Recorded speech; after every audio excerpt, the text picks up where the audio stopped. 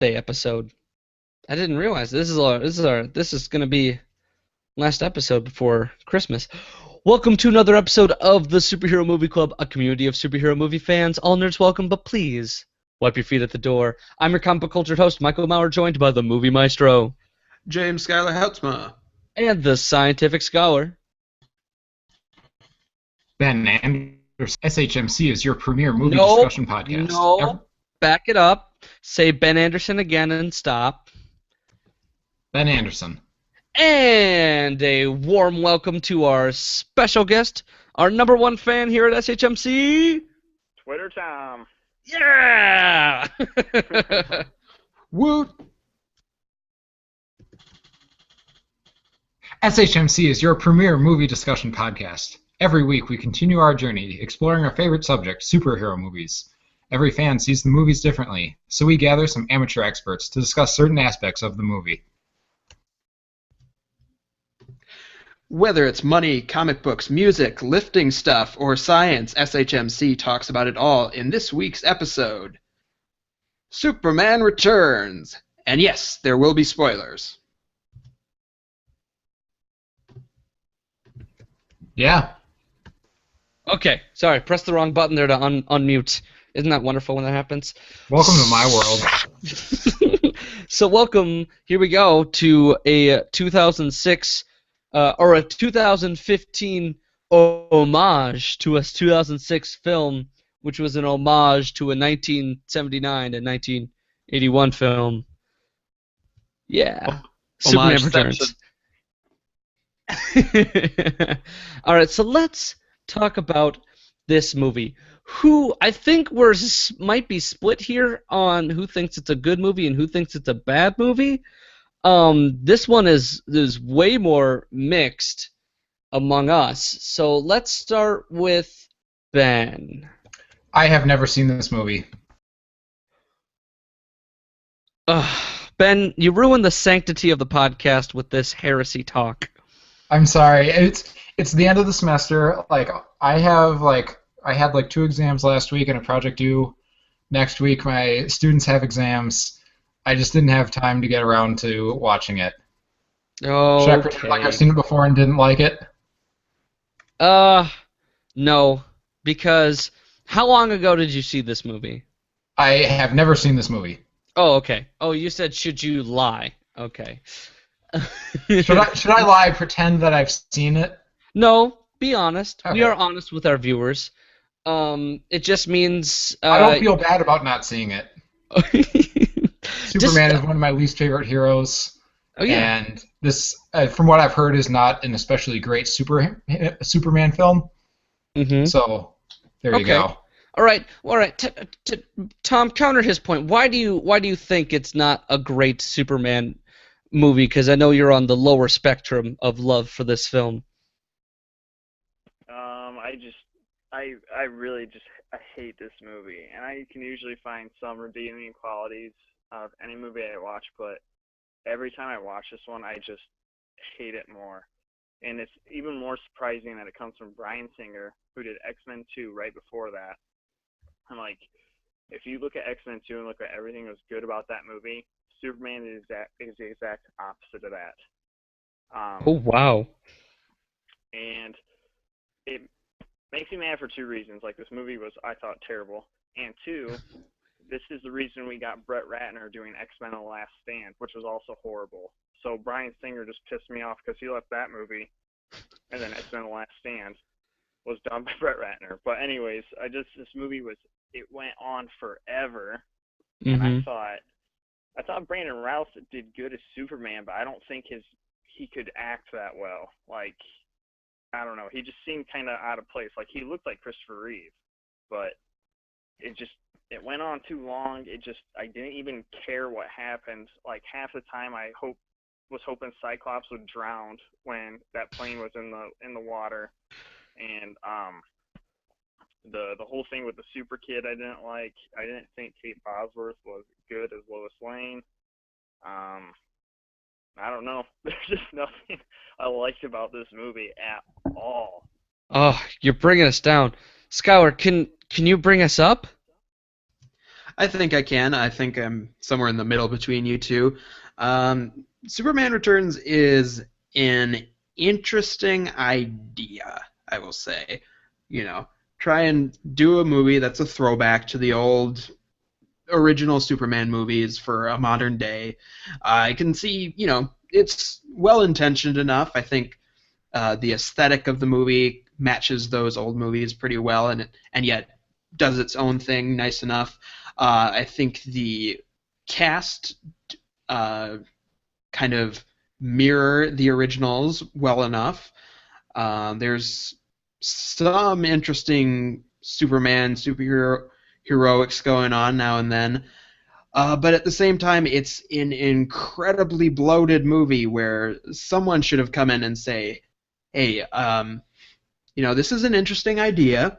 I like the thought behind it, but you're not giving anyone what they want with this, in that this is a thought project and we're making a big multi-million-dollar Superman movie. So maybe just tweak it a bit so that we get less of this crap people don't like, and maybe something that, I don't know, a little more entertaining, gets it by fast enough. So it's math for me. Yeah. I want to stand with Superman Returns as one of the most underrated superhero movies of all time, because it is a tremendous art project. The fact that a studio let a movie this conjugant, this cerebral. Conjugant? Yeah, that's a wrong. I changed my word to cerebral. Introspective is another way to put it. Yeah. The fact that the studio let this most thought-provoking movie get made is a little bit of a miracle, because there is so little action in this movie, and that's what makes it like a terrible Hollywood film. It is not a crowd pleaser, but to a fan of Superman, this is a wonderful tale of the outsider perspective. We all know about the Man of Steel. He can punch people, he can bend girders, he can leap over tall buildings in a single bound. But what we barely see out of the Superman story is the foreigner, the outsider, the man who has no one left on his planet, whose home is called the Fortress of Solitude. Like, that's depressing. Just take it out of context. And so this movie deals with, well, what if he was and he entered everyone's lives and he was gone for 5 years? Would people miss him? What would happen? And it deals a lot with the relationship between him and Lois Lane and how tortured that became because she moved on. And he felt no one should have moved on because he only left for a little bit of his time. He's a god. He's going to live way longer than the rest of these people, but it still hurt when they all moved on so quickly from him. And then he gets back and they realize they all still need him, but no one wants to admit it. And it's a little heart-wrenching, but at the same time, it's still a movie. You need to have some balance. He can't just be saving everyone from 6 different natural disasters if none of the natural disasters are entertaining. It's nice to go with the classic plane save, but in the end, I really want him to outsmart or outpunch a guy. And they copped out on that ending really badly because it made a lot of fans pissed because they're like, okay, Superman can't get past kryptonite. We've established that. It's a bit of a cliche, but we accept the rules. Lex Luthor makes a mountain of kryptonite. That's new. I haven't seen that before. So how's Superman going to beat it? He lifts the mountain. Oh, come on. Dude, you're breaking the rule. All right? And they explain it as it only makes him invulnerable. It doesn't actually make him weaker. But that's dumb. All right? Superman's supposed to be paralyzed by kryptonite. I don't need this crap. But if you take a look at the scenes more individually, you realize there is some really solid screenwriting, some really solid cinematography going on here that should be respected. I am interested in giving this movie another try. After A hearing you first say try? I prejudiced it, but yeah, Mm. I'm on board. I think this was the everyone was doing an impersonation of an '80s actor, and they all I don't say they all nailed them, but they all did really solid jobs. I think Kate Bosworth added a bit more to the Lois Lane character than Margot Kidder did, and so far she's still my favorite Lois Lane interpretation outside of the Superman the animated series Lois Lane. I forget who voices her, Dana something. Dana Delany, yeah. Yeah, she's the best. That's the best Lois Lane out there. That's because they can get away with her wearing a skirt and heels in ridiculous ridiculous situations because it's a cartoon. In the movie, you were like, you should probably take off those heels. Okay. It's like Jurassic World. Yeah. Let's. I've also Mission Impossible 5. I've never seen the original Superman or Superman 2, so maybe that's why I hate this movie as much as I do. That's why it's not a. You shouldn't put that much context into a film. You shouldn't require people to watch another movie to make it good. And Superman Returns requires you to see at least Superman 1 of Richard Donner. See also all the Hobbit movies. Well, yeah. Those are plain like. See, the thing is, with Superman Returns, we didn't get a disclaimer that this was a sequel to a 1980s movie, and it was completely ignoring two of the sequels in the quadrilogy of the classic Superman. Whereas with like Hobbit and Lord of the Rings, you get that this is just one long story, three pieces at a three different pieces, one piece at a time. With the Hobbit movies, you don't get a disclaimer that it's shit. Oh, damn! Smackdown! All right, let's talk money real quick. Let's just breeze through this because we spent a lot of time on First Opinions. Production budget $204 million. Skylar, pick me up. domestic gross $200 million, so almost there. Foreign gross $191, so a little more, almost there. At end of the day, $391 million, so definitely a domestic blockbuster, almost an international blockbuster. This movie came out 1 week before Pirates of the Caribbean 2, which is one of the biggest movies of all time, so it kind of got its legs chopped off after about a week. And that's the thing is this movie was... Oh. What? And also people saw it, so that kind of killed momentum as well. A lot of... the critics came out with mixed reviews at the time. I think it still holds, like I said, it still holds 20% higher than Man of Steel, which... It's at like 76, and the fact that it's higher than Man of Steel... It's because Man of Steel changed the mythos of Superman a lot, while this one was like, we're sticking to the mythos cut and dry. And of course, when you stick to it that much, you confuse new people, but you strengthen the old fans, is really what this movie did. Right. Like we said, it's at 76% on Rotten Tomatoes, I think. That doesn't sound too bad in itself, but I've always found that the 70s range tends to be the most fervently mixed reactions.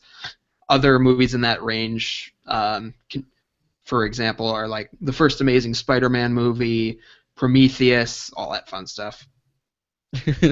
Reboots? Yes, that. Nobody knows how to properly deal with reboots. No, they don't. Okay, and so this wasn't a blockbuster hit, and that's kind of the reason why. It was slated to have 2 more sequels, but those never came about, obviously, and I think that was because they realized the success in Dark Knight, and I'm guessing the studio was like, we need to make that with Superman, so the whole 80s homage feel we got going right now just isn't what the people want. It's not the money that is to be made, so we're going to make a new more Dark Knightier Superman, ergo Man of Steel. So, let's talk about comic book section, source books, or lack thereof, because normally I would talk about the comic book storyline that this movie is based on of, which is none, because it's based on two movies from 1979 and 1981. Or I would talk about comic book characters that have premiered in this movie for the first time. But it's a spiritual sequel to Superman 2, and it introduces no new characters outside of Perry White's nephew and oh my gosh, Parker Posey. I don't know what her name is. Caddy something. She's like supposed to be Eve Teschmacher, but she's not called Eve Teschmacher because I think she's like the exact same character as Eve Teschmacher from the first two films. Kitty Kowalski. Kitty Kowalski, yeah. Yeah, she's the same. I don't know why they didn't just say that was Eve Teschmacher. Probably because that's a stupid name for a character. But so is Kitty Kowalski. And those characters mean nothing. I mean, you saw what they were for in the film. There's no backstory behind them. They weren't in comic books before that movie. So I got nothing to say on that. So instead, what I'm going to do is I'm going to take all of USHMC fans on a little journey between 1987 and 2006 and all the Superman projects that could have been. All right? Buckle in, ladies and chaps. Here we go. So, this Superman Returns takes place in 1980 after the events of Superman 2, but does not acknowledge the events of Superman 3 or 4, which is fine. Those movies sucked.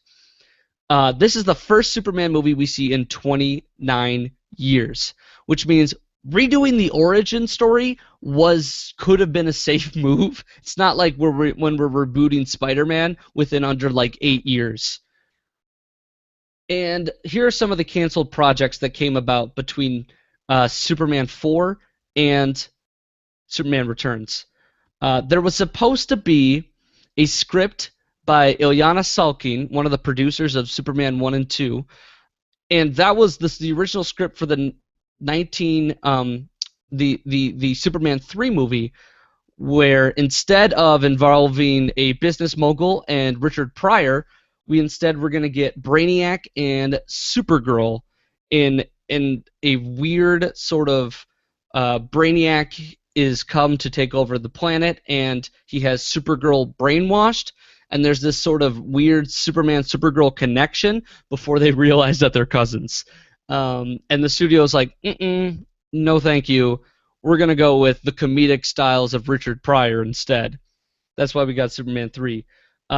So then after that, there was supposed to be a Superman 5 labeled Superman the New Movie, starring Christopher Reeve again as Superman, and this was him dying and being reborn in the shrunken city of Kandor.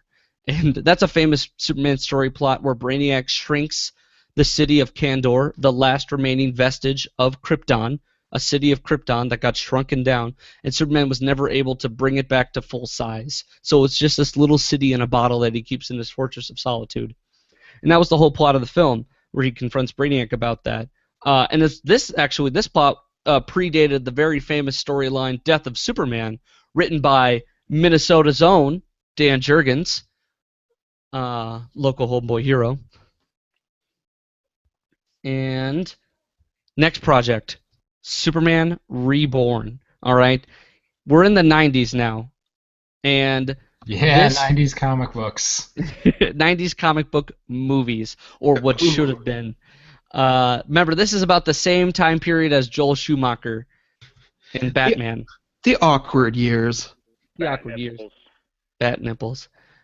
So this movie was meant to capitalize on the Death of Superman storyline. Because the Death of Superman, where Superman confronts a villain known as Doomsday, a literal killing machine, and he dies at the hand of Doomsday, while, of course, killing Doomsday at the same time. This comic book sold up the wazoo. Everyone thought this comic book was going to become super valuable in the coming years, but because it sold so many copies and nobody threw any away, it's worth nothing. I literally have 3 copies of it myself. It's a baby. I literally see 3 copies of this coming into the store every week. Yes. And people are like, this is the Death of Superman. And it's like, yeah, they made 1 million of them and no one gives a shit. Not well, yeah. It's a great story. It's literally the first comic book I ever read. That's why I'm such a big fan of Dan Jurgens, because I found out he was from Minnesota. Met the guy a couple times. So Superman Reborn. This movie has been on a tear. Originally, the first original draft mimicked Batman Forever, Joel Schumacher's first outing in Batman, and its extreme appeal to kids and toys. In this, Superman dies at the hand of Doomsday, and at that moment, while he's dying, he professes his love to Lois, who were having a relationship troubles prior to this moment. And when he professes his love, his life force leaps from him and into Lois, where she gives a virgin birth to a child who grows to be age 21 in 3 weeks. Isn't that the pilot of Fringe? Maybe. I was going to say, and the Jesus symbolism with this series wasn't strong enough, apparently. No, that's just the first draft. Then we get I'm sorry, that was the second something. It was one of the drafts. Then we get another rewrite that involved Brainiac and Doomsday killing him, and he being resurrected, but needing to learn his powers again. So he's powerless, but he wears a robotic suit that mimics his powers. His powers in the movie were slated from coming from a mental discipline known as Fin-Yar, in a description similar to the Force. Midichlorians. Yeah, midichlorians. So, holy cow. And, there's that project that almost happened. That was going to have, a weird-ass cast. I'll get to that, because Superman Reborn eventually transforms into a new project called Superman Lives, because Kevin Smith gets approached to rewrite Superman Reborn into a new movie called Superman Lives, because Kevin Smith was famous at this point for Mallrats and Clerks. Can I interject on, just to sum up Superman Lives, in my opinion? Holy shit. After I describe it. Okay. The audience must know what Superman Lives almost could have been. At this point, we're at 1998.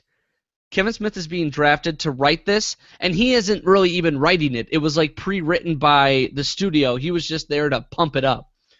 Here are some things that the producers wanted to put into Superman Lives. This is some bonkers shit. Superman couldn't fly in the movie. He had to wear an all-black suit. At the end of the movie, he was supposed to fight a giant spider, very similar to the end of the plot of Wild Wild West. Brainiac would involve a scene where he fights polar bears in the Arctic. Kevin Spacey was approached to be Lex Luthor. Chris Rock was cast as Jimmy Olsen, and Nick Cage was supposed to play Superman with Tim Burton to direct. Holy fuck. What? That sounds bitchin'. I'm almost convinced that when people were talking about Y2K, this was it, just 2 years early. Oh. Okay. It's the most 90s sounding comic book movie I've ever heard of. Yeah. That is what was going on with Superman. And there's a documentary by John Schlepp called Superman Lives, What Happened, that explains all of this in detail and provides reasons why people wanted this. Very fascinating. I can't describe it. I can't speak for their psychology. I don't even fully understand it. But the information is out there. Nick Cage floating around in a Superman suit, where he was actually cast for that. Yeah. And there was a teaser poster too. Is that documentary out yet? Oh yeah, that came out the same day as Avengers 2. Link in the show notes on the subreddit. To the IMDb page? To the official website where you can watch the trailer. Oh, and okay. buy the digital whatever. Solid. All right, next project, Batman vs. Superman. Now it's 2001. J.J. Abrams wants to direct this movie. It's supposed to be a new Superman origin story, but it also have Superman and Batman in, of course, the same movie. It would involve both of them at a very low point in their life, Superman just being recently divorced with Lois Lane, and Batman blaming Supes for the death of his wife by the Joker. Eventually, this project got retitled to Superman Flyby because J.J. Abrams was just like, all right, throw out all the Batman stuff. I just want to do a Superman origin story. And this is where it get revamped, where Kal-El fights the three sons of his father's rival, Kata Zor, which I don't even know if that character's in the comic books. And Matt Bomer was supposed to be slated to play Superman. He wasn't officially cast, but he was the heavy front runner.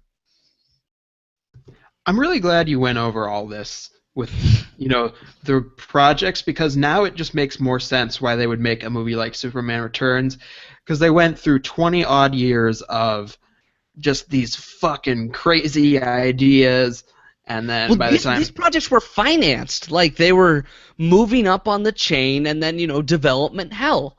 There were issues with going over budget. There were directors wanted to.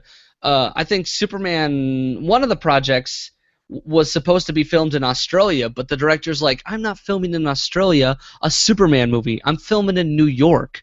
And, that slows everything down because winter.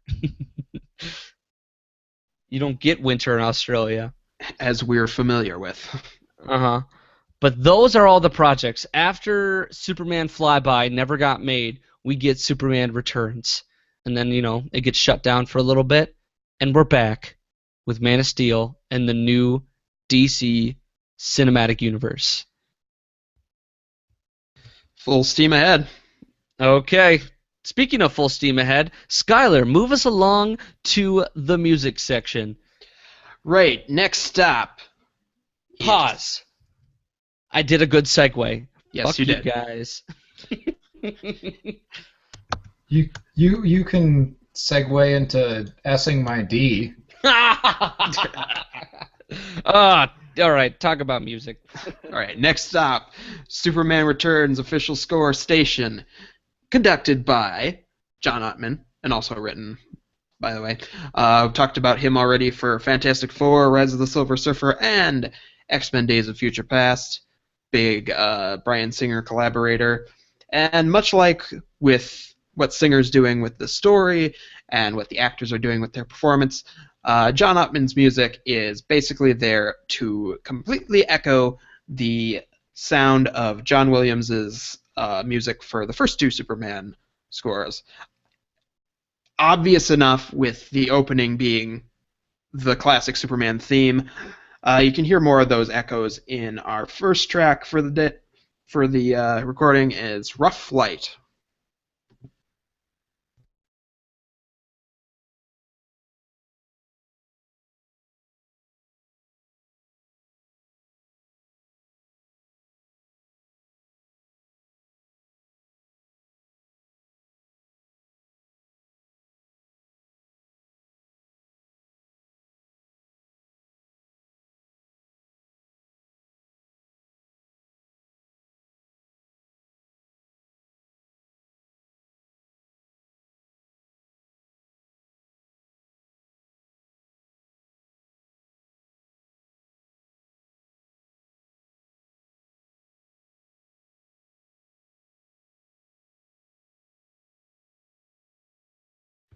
You know what listening to this score in the movie reminded me of? What's that? Our old theme. You don't say. There's just something so familiar about it. I can't put my finger on it. Because we haven't reached Spider-Man 2 yet. This is the first time we actually hear the Superman theme, or any of the themes from back when we played that theme amalgamation. Oh, yeah. Of which Danny Elfman brought forward about 2/3 of. Well, 2 out of 3, so yes, your math is correct. Yay! If I didn't know any better listening to this movie, I'd say this was a John Williams conducted film, but it seems everyone put on their impression hat. Right. I mean, I think we've covered the fact that basically what this movie's purpose is, oh, hey, you know those old movies? You like those old movies? Great. We'll do it that. We We'll can do do it that way. again. Yeah, we can do it again. We can still make a 1980s looking film. Mm-hmm. Next track on the list pretty much follows in that. Excuse me. Pretty much follows in that vein too, and that is Memories.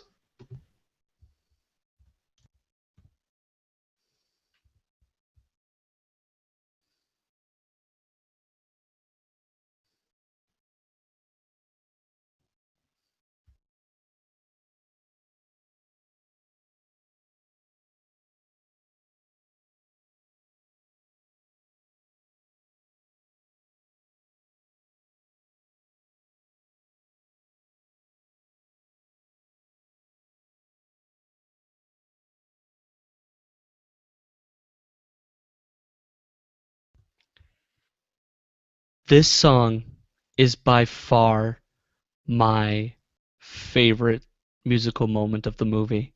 If not my favorite musical moment of like all of 2006 and before. Because I don't know, there's something very magical about this track.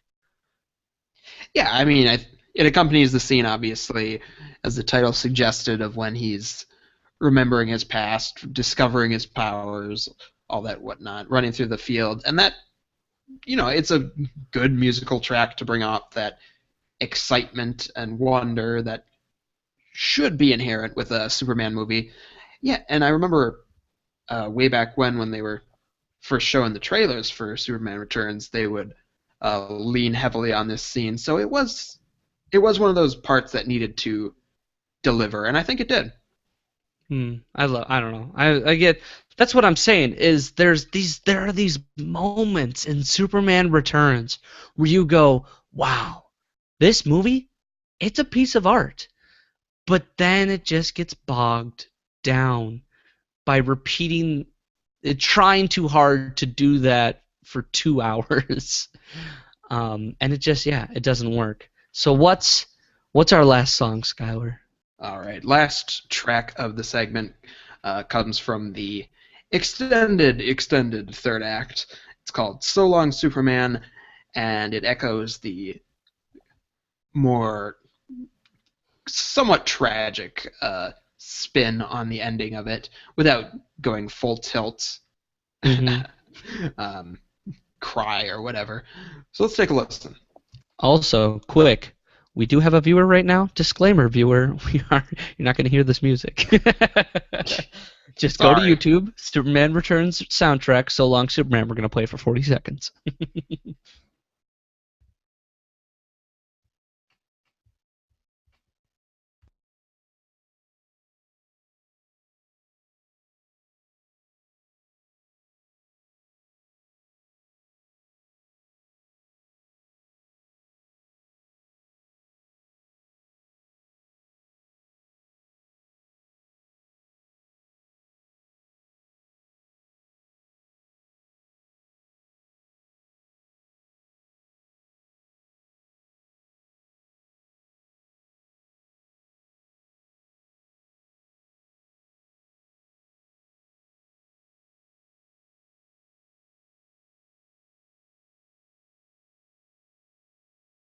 Was that supposed to be sad?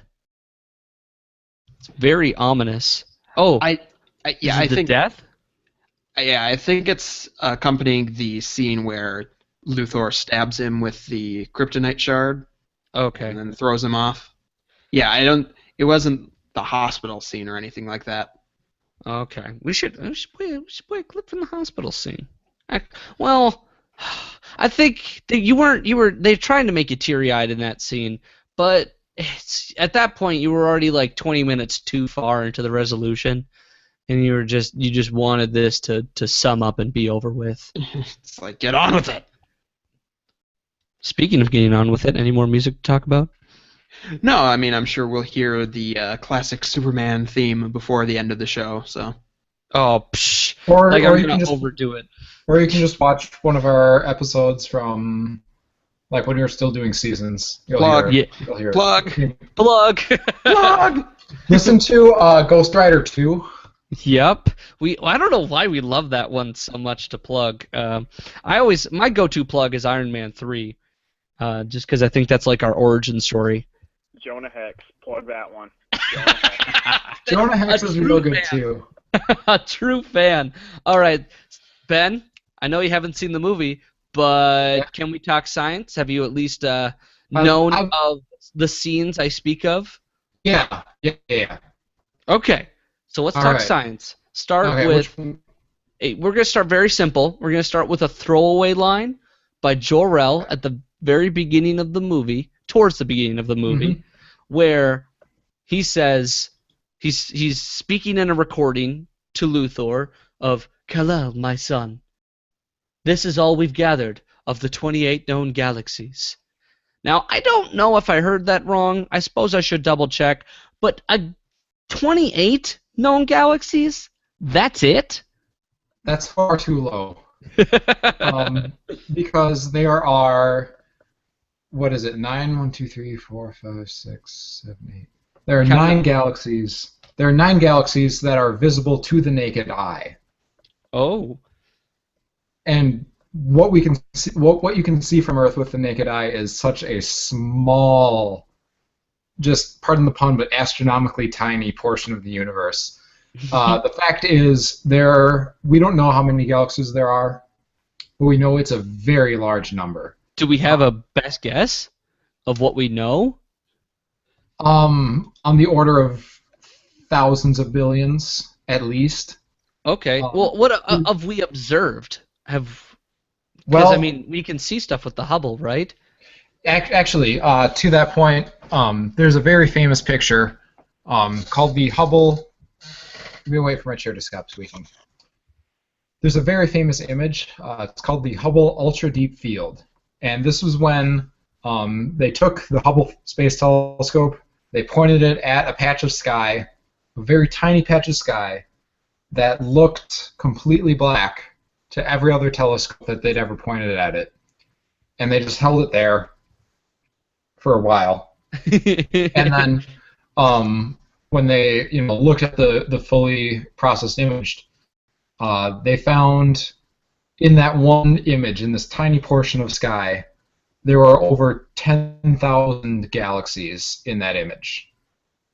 Well, Kryptonian So technology is BS. They don't know Kryptonian crap. astronomy is pretty bad. There are Wikipedia lists 16 named galaxies. So something other than a set of coordinates or a systematic name, or Mm-hmm. there's 16 named galaxies. So maybe that's what they were talking about. Okay. But no, there's more than 28. Yes. There's more than 2,800 million. There's more than 2,800 billion. All right, Joel, get your facts straight before you talk Yeah. again. Next up, at the very beginning of the movie, we had a shuttle piggybacking a Boeing 747 in order to enhance liftoff. That they displayed it as a very real thing, and if it is real, how does that work? Okay, so yes, it's a real aircraft. It doesn't do what it does in the movie. But yes, NASA owned 2 modified, basically Boeing 747s that they would use to transport the space shuttle. So I think we talked about in a previous episode, I don't know which one, the crawler that would, it was just like a big platform on wheels that moved the space Yeah. shuttle around. Dude, you plugged that. That was Ghost Rider 2. Oh man, It moved Yeah. the digger. yeah. It moved the Machines bagger as big as 288. monsters. Machines as Big as Monsters, the world's greatest book if you have, a kid that you want to end up being a nerd like me. So, but do they use the 747 as like an enhanced takeoff, where they detach No. it and then no? No, they merely use it to travel or to transport the space shuttle more quickly than the crawler. Okay. You can't. The space shuttle cannot take off from it. They've been like trying to design something that like how it's used in the movie, where you lift it up and then get it going to a certain speed and then have it take off from the aircraft, and supposedly you'd save fuel overall. But nothing like that actually exists yet. Okay. Yeah, because but when I was a kid, I totally thought that was a thing, that you could just launch an aircraft or launch a space shuttle from an aircraft. Yeah. Well, now they've retired the space shuttle as of like 2012, I think. So, unfortunately, they don't use it anymore. So We use Ares rockets now. yeah, we hire independent contractors and other nations to get people into space for us. So then let's talk about the physics behind Superman lifting things that are bigger than him. I understand he lifts a mountain. He lifts a mountain. He lifts that plane from the nose, and it couples a little bit when he tries to make it so it doesn't fall into that crash into that baseball stadium horrifically. Mm-hmm. More accurate than lifting a mountain, he lifts a continent. Yeah, that's how they described it, as a continent of kryptonite. Solid rock is rather less solid than most people would believe. So, like, if you tried picking up a mountain, one, I guess you're Superman, so you can do that. But two, you lift it up, and then there's going to be like, that's an incredible amount of weight, and it's going to collapse under its own weight. It's just going to fall apart, you know? So the way I always had this described to me is trying to lift like a medicine ball with a pin. Like it's more like lifting a piece of cake with a toothpick. Yeah, that works too. You like the toothpick is sturdy, but the toothpick is pretty sturdy. But like the cake is just it's so heavy and spread out that it's just gonna crumble, and you're like, oh, okay. You can balance a few crumbs here, but you'll shoot right through it. Yeah. So what? Let's say that toothpick has little tiny hands, and creates a little wider area. Doesn't matter. Still shoots right through it. Yeah. Yeah. So Superman lifting things, like, he has the strength for it, sure, but the thing that he's lifting may not. Yeah, either it's going to couple on the edges, or he has to be really good at choosing where to lift it. And that's a rather difficult engineering problem. That's just like a common Superman thing, is that he can just lift things he lifts the whole freaking planet at one point in a comic book. I don't know where he lifts the plane by, but like you can imagine, like, if you lift it under its center of gravity, it's going to do okay. If you lift it by the wing, then like the wing's gonna bend. You're describing what happened in the movie, Ben. Yeah. He lifted it by the wing, and he ripped the wing off, and then he went to the nose, and he was perpendicular with the ground when he was making sure it wouldn't crash. Yeah. It coupled a bit, but then you get to the mountain and you go, okay, I don't think that rock would have stayed together. No, he would have shot right through it. All right, final topic. Yep. Another moment where they nail the physics. Superman taking care of that sewer fire. Yeah. So in that scene, he just like shoots through the sewer real fast, and then that basically he leaves a thing of low pressure air behind him, and it dims the fire right down, and then he sucks it up. Well, yes. In the scene, he shoots through the sewer. Creates the vacuum, and so the fire follows the only air that's left, and that's him, really, really fast, and then he turns around and he super breath cold airs the rest of the dying fire. Yeah.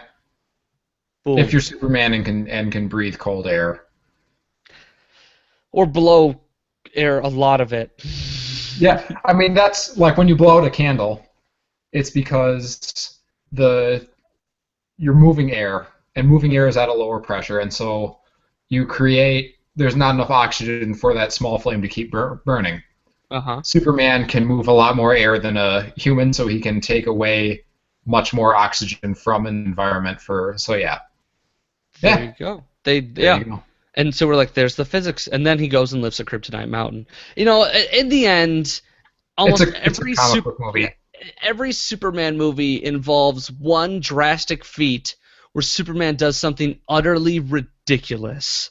He wouldn't be Superman otherwise. Yeah, really. Superman 1, he turns the world on its axis, goes back in time. Oh man, I have things about that. Superman 4, he literally grabs a net full of nuclear devices and throws them into the sun. Superman 3, he gets so drunk that he splits into two personalities and fights himself. Let us not forget Superman 2, in which he takes the little cellophane thing off of his symbol and throws it over a bad guy.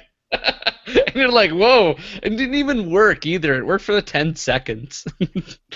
Oh, Superman's so much fun, guys. There cannot be hate for him.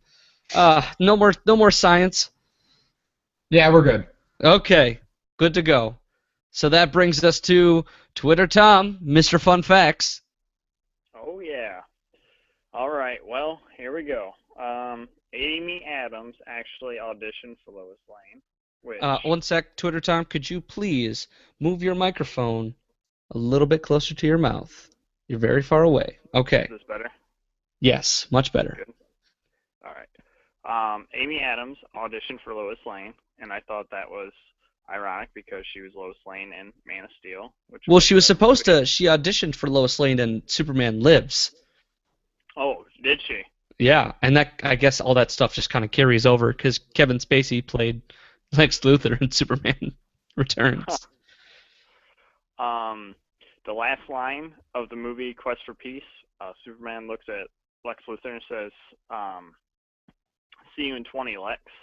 And that movie came out, I think, in '86, and this movie came out in 2006. So ironically, it was 20 years later. Sorry, Twitter Tom. I'm gonna have to fact check you here. Superman 4: Quest for Peace came out in 1987. Oh shit! Well, 19 years. That's still eerily close, though. I wish I was holding a mic so I could drop it and leave after that. Bryan Singer wanted Jude Law to be Zod, and once Jude Law said no, he completely wrote Zod out of the script, just like that. Wow. No wonder we didn't see any action in this movie. It was a 3-hour soap opera. Brandon Routh was actually younger than Tom Welling, who plays Superman in Smallville, which took place during like teenage years. So I thought that was kind of funny. The whole Kent farm was created from the ground up. They made over 4 miles of road and they planted 37 acres of corn just for Kent Farm. And that sounds like a feat in itself, but it was actually during when Australia was having a 7-year drought. They made all that stuff. You know, that's weird because in Man of Steel, they built the Kent Farm again. They built the Kent family estate. They built that house. Huh. What is with the Superman movies and just do we not have a classic American farmhouse anymore that a person can film at? Does it not exist? Ohio, they're all over. I swear. There's an entire middle section of the country to go through, and they're there. Yeah, I mean, Brandon Routh is from Iowa. Go to his hometown. I just love how all the producers are like, all right, where can we build this farm at? Okay, Australia's in a drought. Let's go there and create one. And they all Get the real high-five Superman feel. and they buy plane tickets. His suit was made out of this material called milliskin. It was a type of cloth, and it restricts movement when new. So the good part is when he wore it, it looked like the iconic Superman suit. But after you wear it one time, it starts to sag. So because of this, they made over 80 Superman suits, 100 capes, 30 pairs of boots, and 90 belts, which I found that was just nuts. Oh my gosh, what did they do with all that clothing? Did they sell it off and donate the proceeds to charity? Who knows? They probably sold it to recoup some of the money they lost. They didn't lose any money on this Oh no, movie. that's right. They did make some money, didn't they? They didn't make as much as they wanted. Those greedy bastards. They gave it to Brandon Routh because he knew he wanted to act again. Now Brandon Routh has 3 comic book character portrayals under his belt. He's an Arrow now, isn't he? Yeah, well, he's that's right. he's in that's now DC Legends of Tomorrow. He's the front runner of that show because he's the most famous name. And of course he was the evil boyfriend number 3 in Scott Pilgrim vs. the World. He still doesn't hold a torch over Chris Evans though, who was rocking 4 comic book portrayals. Hey, we can't forget Dylan Dog, Dead of Night. Oh, you're right! Yes, that does bring Brandon Routh to 4. Wow. Dylan Dog should not count, though. No, should not count for anything in this universe. I got Kevin Spacey would drive around in a golf cart, and it was called Lexus Super Buster, and he would drag around a Superman doll behind on a rope saying Superman must die with a megaphone. So that just cracks me up, Kevin Spacey doing that on the set.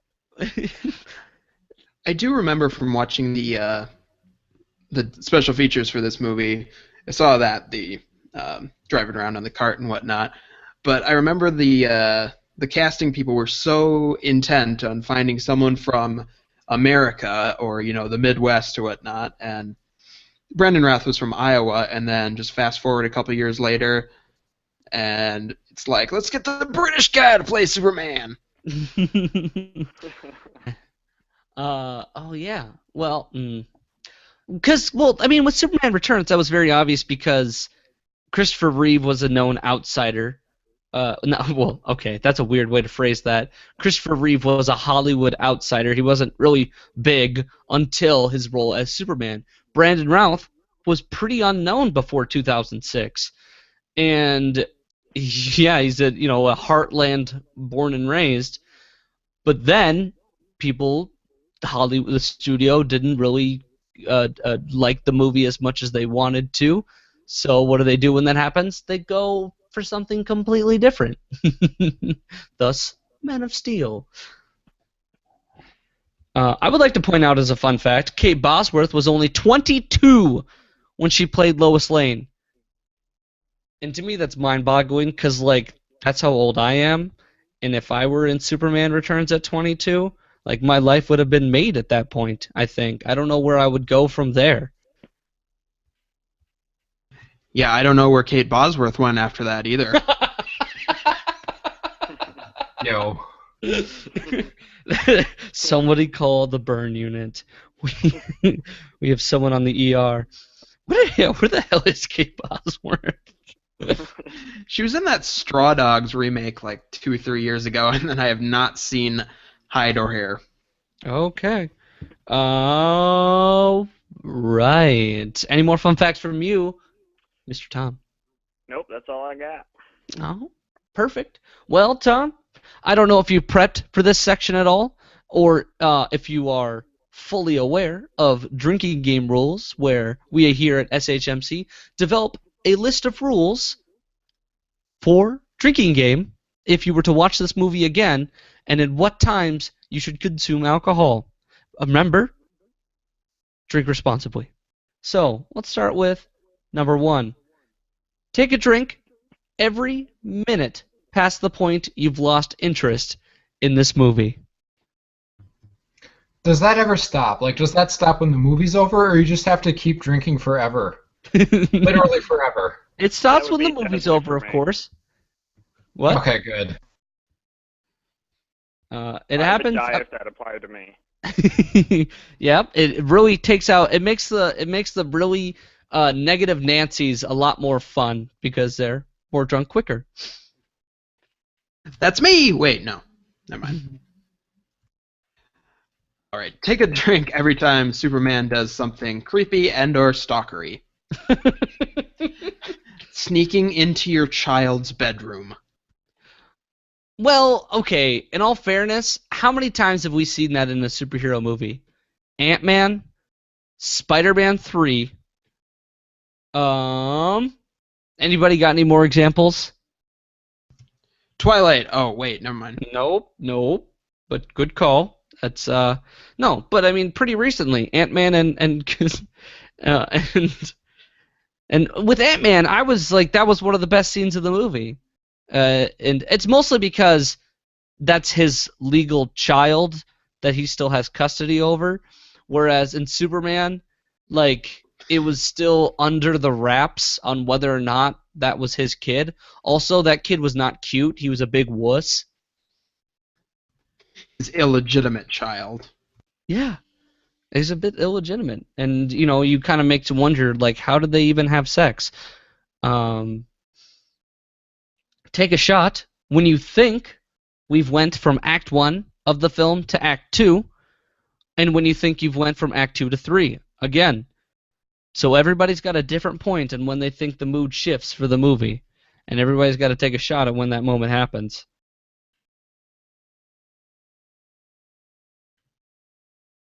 Are you currently brainstorming, Ben? No, I have not seen the movie. I don't know when it would be funny to drink. Oh, well. Drink for every Superman 1 and 2 reference. Yeah, holy crap. Oh, you have to, you got to be specific with that. Otherwise, you're just drinking the whole movie's a Superman 1 and 2 reference. Drink when you realize that the bullet to the eyeball scene was just a big letdown. Oh, I'd say that was a pretty sweet scene. I still think it was cool and actiony. I don't know how the hell they got a minigun on top of the bank, though. They dropped it in from a helicopter, obviously. Yeah. How do you get a minigun anywhere? Yeah, really. Where do you buy that? These are the questions that need answering. I'm asking for a friend. Where do you buy a minigun? Take a drink. All right. So here's a fun one. Everyone takes a guess at what year this movie is based in. Find the average, and then take the difference of that from the correct answer, 1985, and that's how many shots everyone has to take. Because when I was watching this movie, I go, are we in modern times? Because the newspaper is still very prevalent. And then you do the math, and this movie takes place 5 years after modern times of Superman 2, 1980. So technically, it takes place in 1985. Fun fact, if you Google, where can you buy a minigun, Google will autocomplete that to, where do you buy a minigun in San Andreas? Not the real San Andreas, the video game GTA San Andreas. But it'd be funny if it was the real California San Andreas. Drink in the presence of the late great Marlon Brando, so as you can be just like the late great Marlon Brando, stone drunk. You have to drink his favorite brand, though. Probably something bourbon or whiskey. I don't know. I'm guessing in his later years it was probably just paint thinner. Straight up. Any drinking rules, Tom? I know we threw you into the fire here with this section. Anytime Kumar from Harold and Kumar shows up on the screen, isn't he a bad guy? He plays a character named Stanford, and the whole time he's trying to act like he's a bad guy, and he's so bad at it. Because he's got this cheeky little smirk on, yeah, let's beat up Superman. Yeah. Then let's go get some White Castle. When are we gonna build a White Castle on this new continent? Drink every time you create. Force everyone else to drink every time you create a reason why Lex's new continent plan wouldn't work. Some freebies for you. A, he has no army to defend that land. He said he had Kryptonian technology to defend it, but we don't know what that means or if he even knows how to use it. B, that land is not in any way fertile. It's just raggedy rocks everywhere. And C, dude, Superman just came back. You couldn't have done this when like earlier. You had 5 whole years.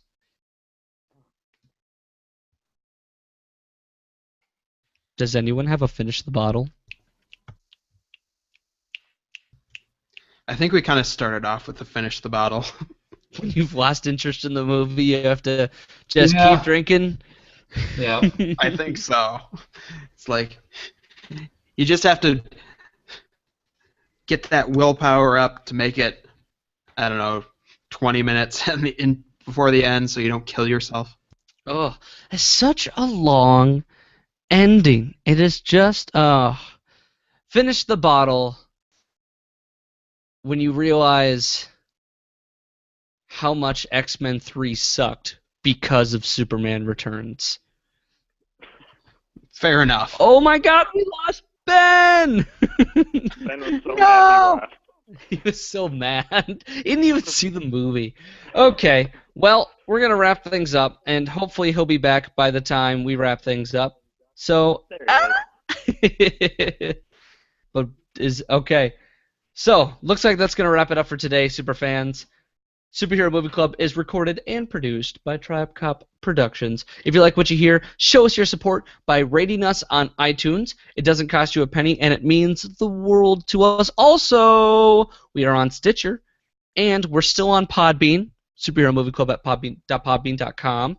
And now, I've recently introduced our feed into the Google Podcast Network. That's still in the beta phase, I believe. So I don't know if you can actually get any podcast. I think it's supposed to be called Google Cast eventually. But they're all testing things out. But we're in that process. We'll be there. We want to create as many avenues for you to listen to the show as possible, such as talking with us about the show when it's done. And where can we do that?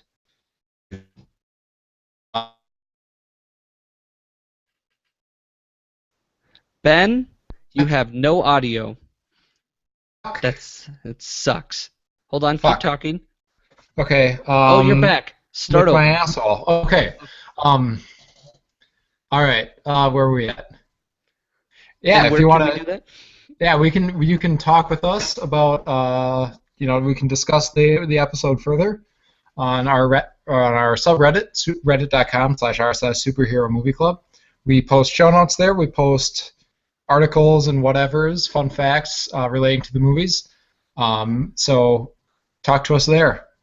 We love discussion. We love We you do. guys. I'm not gonna lie. And anytime I get a message from anyone about things we talked about here, I light up with joy. AKA, I'm sorry. Ergo, Twitter Tom's existence. That makes Which, me feel good. Yeah, which naturally leads us to the fact that we have an active Twitter feed at SuperheroMC. Continue the discussion there on where you think Superman Returns lies in the pantheon of superhero movies. Underrated? Terribly boring? Let us know. And we can sometimes have your questions, comments, haikus, whatever, on the air. All right. That'll do it today. Quick note before we leave you tonight. This is our last episode before we take a quick 2-week break for the holidays. It's a busy time for all of us. We'd like to spend time with our family. Ben would like to finish his finals with sanity and such. So after this episode, we are going to come back on Monday, the 3rd of January, which means that will be SHMC's 1-year anniversary and 50th episode. It's going to be a special one, guys, so make sure that you tune in. But that'll do it today. I'm your host, Michael Maurer. James Keller Houtsma. And Ben Anderson. And Twitter time. You took the and away from it, Ben. I hope you all have a super week. Bye.